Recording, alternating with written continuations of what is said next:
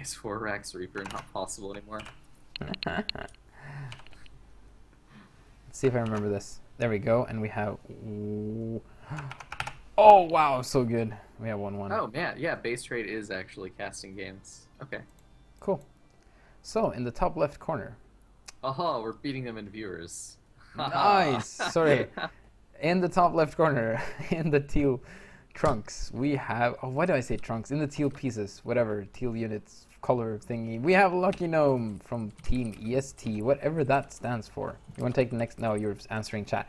In the top right corner, we have Dirtybag, whom I casted beating Fantasy earlier with his GG timings. So yeah, this is going to be exciting. They're 1-1. Their first game was quite long.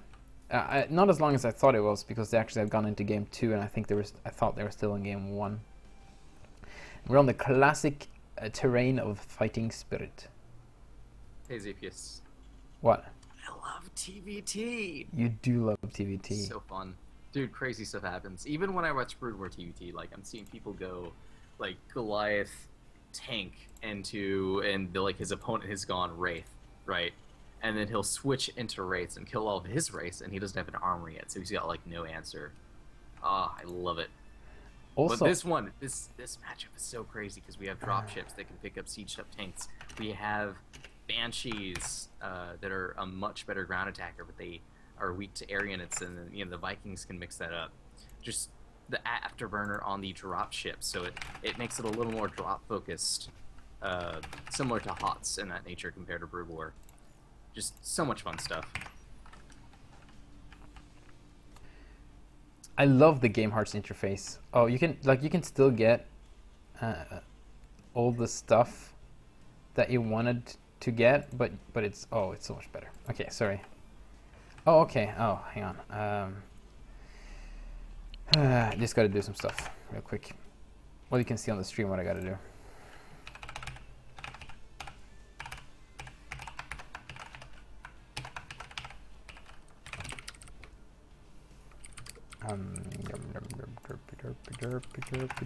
There we go. Okay, so I love the Korean style of TVT, where you go like Vulture Goliath and maybe a tank or two without siege mode, like super mobile, strong army. It's always interesting to see, because you saw MMA beat his teammate Ryung, I think, with it, because he was being so much more mobile. No, I think it was Ryung beating MMA with it, actually. Yes, it was. MMA just going for lots of siege tanks, and he just went like Goliath, Vulture, really light, fast army, and he just had so many run-bys, and he was being so mobile and awesome with his army that he just destroyed the slow siege tanks. It's weird. I never see anything that is like that old school Wings of Liberty style, where it's like Marine tank or just tank. Yeah. It is definitely more hot style, where it's drops.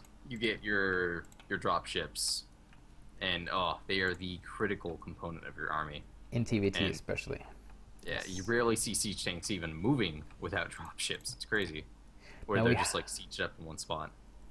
And we have LuckyGnom taking the early expansion, while Dirtybag is going for a lot of factories. Speed vultures, man. What on earth? Oh man, I think this is actually not an ideal opener out of Lucky. It's the blind build order counter, I believe, where we've got speed vultures with fast expand versus a one base Terran with double factories with double tech labs, which can be really tech heavy. Well, tank heavy. I want to make sure to like. One of the problems I see is that Terrans don't wall off versus Terrans, and you gotta wall off for like vulture run bys and stuff. And as long as Dirtybag are mindful of those early speed vultures, and he hasn't seen too many vultures, but he saw the command center, so he knows that the only thing that really can come now is vultures. Even the Goliaths, right? Especially with no spider mines involved. Oh, he's gonna pull back the Goliath. There nice. we go. He gets blocked in. Finishes the wolf right in time. This is a couple of workers, but he has. Vulture, though. And something fell off of that vulture. Sorry, I'm just so fascinated by the animations. It's still worth it.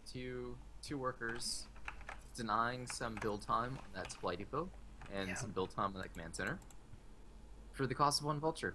Absolutely worth it. Yes, agreed. But Dirtybag, I think you're right. I think he's gonna head out.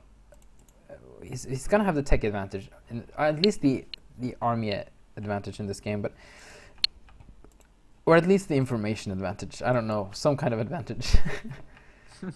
Got a lot of vultures now. No spider mines. Spider mines not as useful in TVT because most units have such high DPS they kill them off so easily, and it doesn't help versus the other guys' vultures because they just float over them anyway.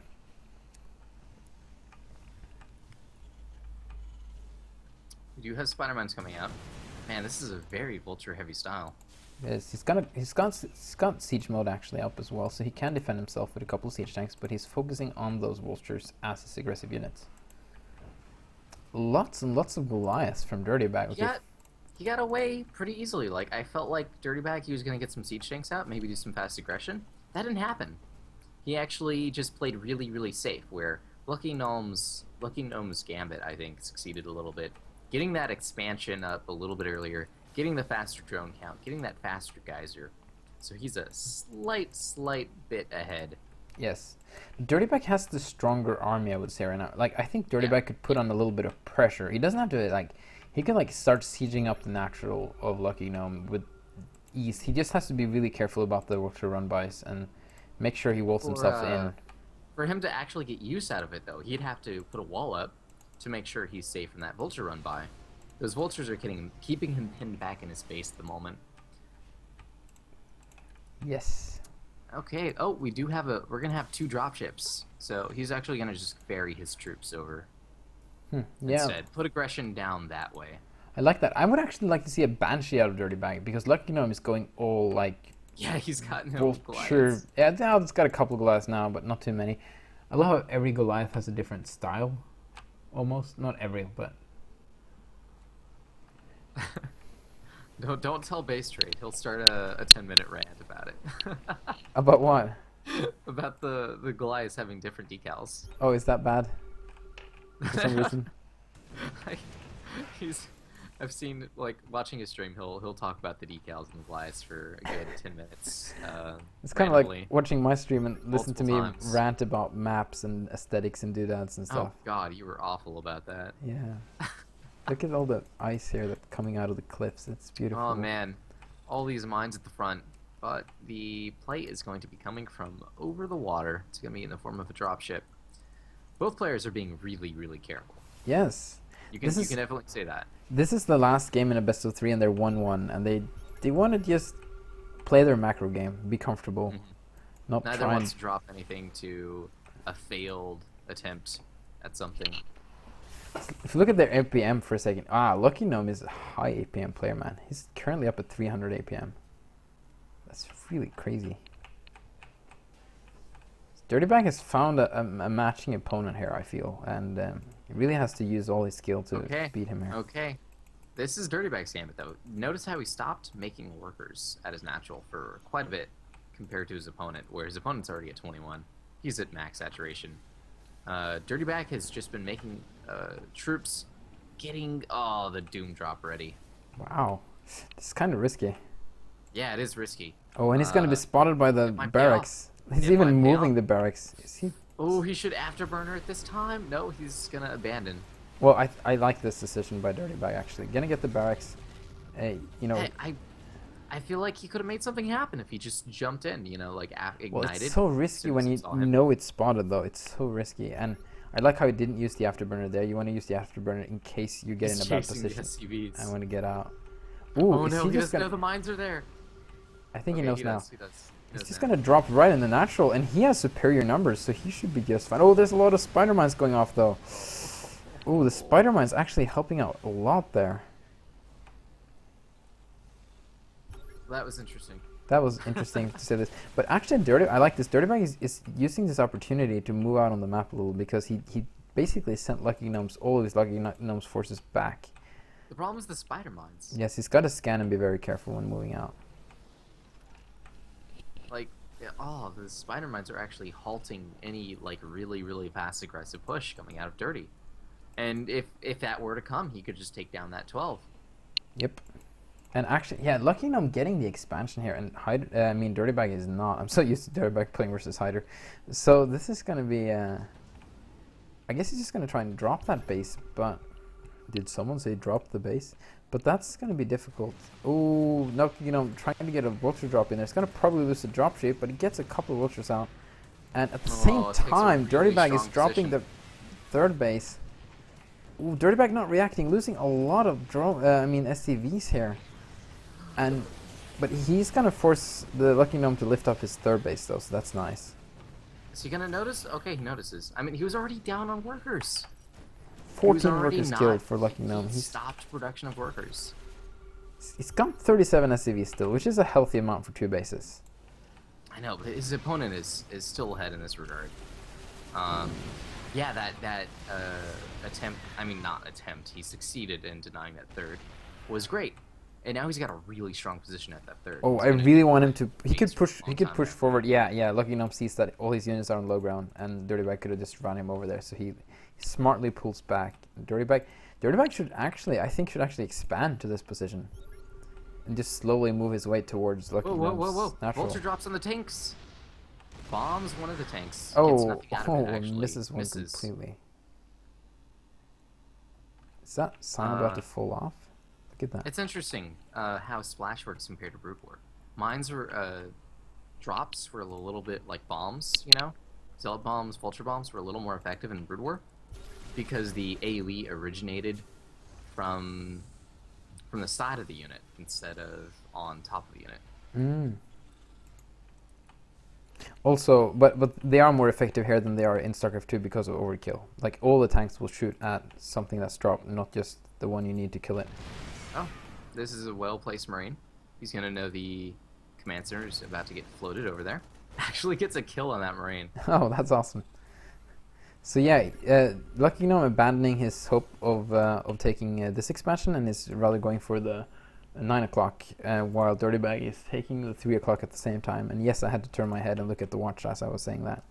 At the moment, Dirtybag is in a stronger position. He has a bigger army supply. He has 2 up on workers. He's got the third base already landed in mining. And he does have that 12 o'clock high ground, which is really, really key because that leads straight into his opponent's main. Ooh, and he's going to drop the third base again. How did he get up in workers? He was like 20 workers behind. That's crazy. He's got SCV drops. He's got, he had the money to build them. That was no problem. Really good. And in the meantime, though, LuckyGnom's just going to try and take Dirtybag's third, which is really poorly defended. Only 2 siege tanks and no wall. But I really like Dirtybag's play here. No, he's got reinforcements. Ooh, there we go. It's going to be a huge engagement here at the third. Sees the reinforcements and he pulls back. And he's not using those drop ships. Okay, I think LuckyGnom's going to try and go for the main, but there's units there too, man. Dirtybag on top of his game. This is close to checkmate here. Yeah. LuckyGnom is just running out of options. He's looking for some way to deal damage to his opponent, and he's just not finding an avenue. Oh, he's going to try and go back to this base again. He should be able to clean up these units now.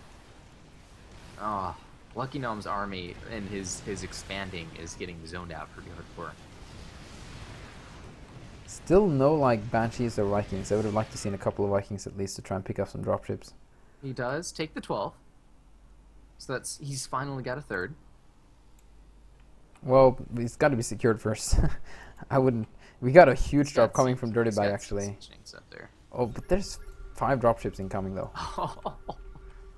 And he scans... And he's going to move his army out. Oh, at the same time. And he's dropping. Ooh, don't want to run his forces. No, the Goliaths will take out the mines. No problem. I like it. Yeah, Dirtybag's got this. I don't think... Oh, the drop LuckyGnom cannot hold this. This is it, I think. Yeah, this is it. I think this is GG. Oh, actually, LuckyGnom is actually holding this on the high ground. Does he have siege tank pickup, or he could have picked up and dropped the rest? He holds. He does. Oh, sorry. I feel like that could have been way different if the Goliaths had been dropped instead of the siege tanks. Like, Dirtybag's entire siege tank army got mostly dropped on top of their tanks. Oh, but he's gonna go straight for the natural instead. He already has units there. And LuckyGnom is not sieged up, so Dirtybag is going to get the better end of this engagement. Oh, the supply is so close. But the position is more important than the supply here. Yes, I like this position from Dirtybag. And if he can cut off reinforcements to that 12, and he's going to ransack the natural. Yes, and also, yeah, that's actually very important. It's going to be very easy for Dirtybag to pick up that third one, as long as he has this position. Ooh, LuckyGnom just A-moving siege tanks into siege lines. Oh, that's so detrimental for him. Yeah, he's already behind, and the armor supply is only getting further and further away from his favor. Like, I think if this was a Dirtybag casual... almost doubling supply. I think if this was a casual game, I think Gnome would have GG'd out of here. But since this is the last game in the best of 3, I think he's going to try and claw his way back in here if possible. He's got a fusion core. He could actually build like a single battle cruiser. True. Well, there's a lot of Goliaths out. I like how Dirtybag is actually making missile turrets in LuckyGnom's natural base. I don't mind it. And he's actually sniping getting scanned though, but he's sniping. Oh no, I think he's scanned to get rid of a spider mine. Hang on, maybe I'll check. Yeah, oh no, unsieged tanks are just fighting head-on versus Goliath, supported by siege tanks. Okay, there we go. There's the siege. Oh, nice. He's getting choked out. Yeah, LuckyGnom should be able to like get his natural back at least at some point, but to what cost? It'll be hard. He'll need drops to do it, and he's getting a drop ready right now with 3 vultures in it. Sorry, I can't see it, but I'll probably see it soon. Oh, okay, there it is. Oh, the missile turret. It's just such a strong tank position out of Dirtybag. It is. Like one Banshee could do a lot of work here. Okay, here comes the drop. Nice. Bombs the hell out of that one tank. Ooh, almost gets the second tank. And there's a big attack at the 12, a big drop. Immediate siege up. All those tanks that were at the 12 before helping defend the third had been moved to help with that attack. Yeah. And Lucky back down to 2 bases. Man, Dirtybag is just checkmating LuckyGnom here, just taking all the advantage positions. 1 HP siege tank. He's got a helpful SCV there who could repair. But yeah, Dirtybag sniping this expansion. The only thing LuckyGnom got... No, he doesn't got anything going for him right now. He's got the natural that has money. I was going to say that. Got the natural back. Does any of these guys have siege pickup? I don't know. But Dirty is about to be on 3 base economy versus opponent's 1 base about to dry up economy. There's no tech lab on the... No. That's the only thing about GameHeart. You can't see... Oh, get some mine hits there. That's nice. You can't see which upgrades have not been that you cannot see, which is kind of bad. That's the only thing. Or even prove it exists. What did you say? You can't prove it exists either. You can't prove like a certain upgrade exists. Oh, LuckyGnom's gonna... Okay, there we go. GG. In the end, what's he say?